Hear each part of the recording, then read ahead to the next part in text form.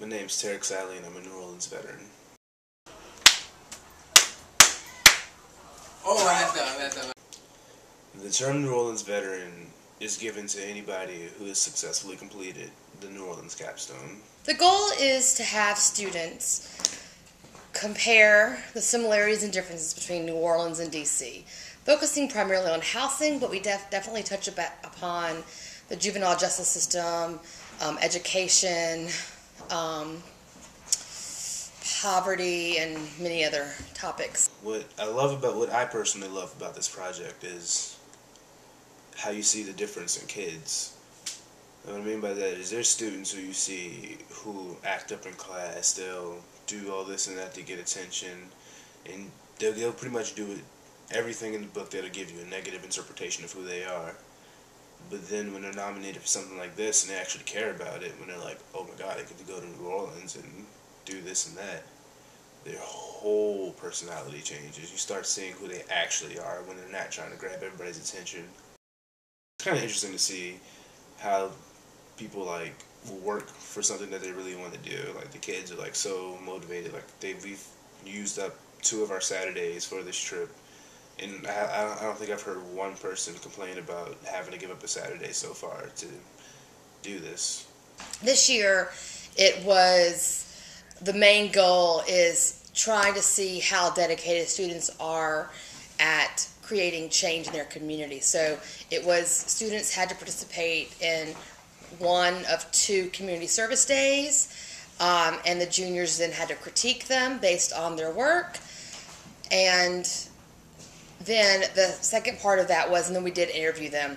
There was like 50 students who wanted to go, and it was really hard, and we've never had that many kids to have to try to filter through to see who would be the best selection. This trip is definitely something that you can see the kids value, because the alumni, the people who went last year and wanted to go back, when they got turned down, it was so, it was so hard to just like be around them, because they really wanted to go back, and then when they got denied the chance, it was just like, what can you tell them? Like, you're their friend too. You know how it would feel to not be able to go do something that you really care about.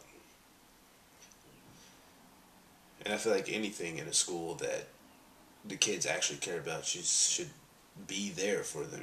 Like this project is so inground into Chavez now. It's like every year there's almost like a waiting list of people who just want to go on this trip. Even 9th graders who have nothing to do with the project now, they come out on Saturdays to hang with us. They come to our meetings to just kind of be around the people.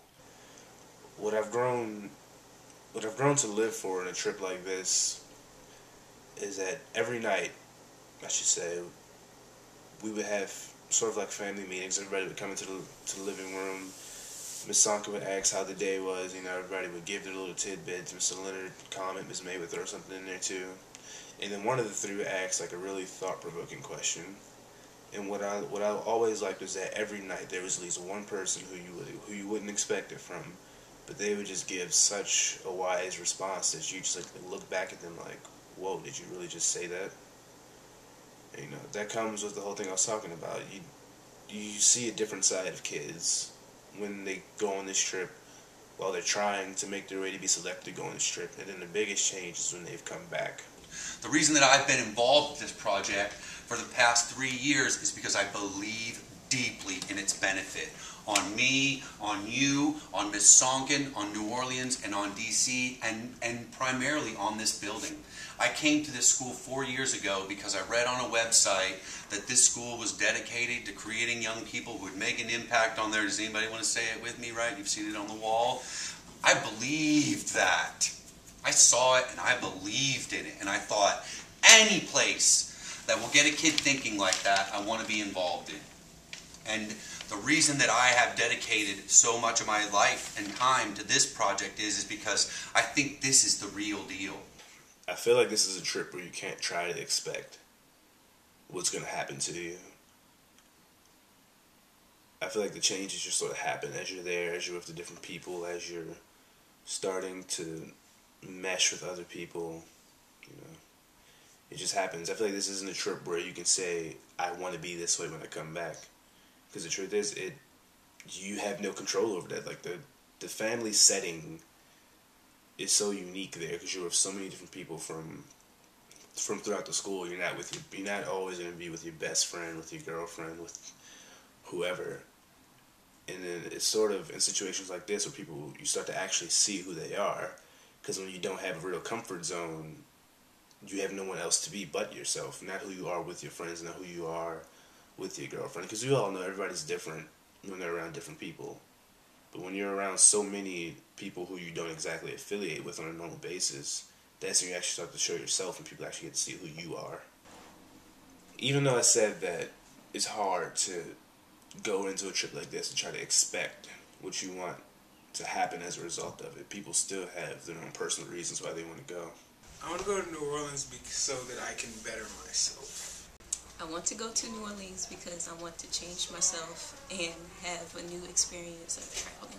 I want to go to New Orleans because I want to help the community and, I want to come back and teach the community a better way to live. It's all about the community.